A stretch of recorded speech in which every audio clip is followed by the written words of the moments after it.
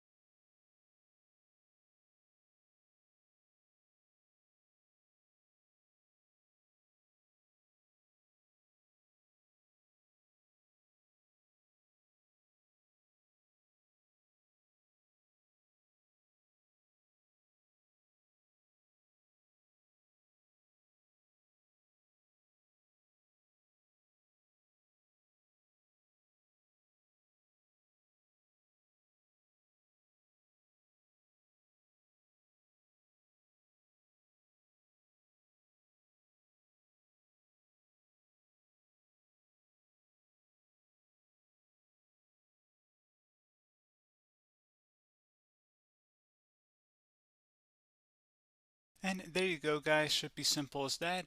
Go ahead and reinstall any of the applications that were removed. You can see a list of them by clicking on the link that's going to be on our desktop here. And that's pretty much it, guys. So, as always, thank you for watching this brief tutorial. Do hope I was able to help you out, and I do look forward to catching you all in the next tutorial. Goodbye.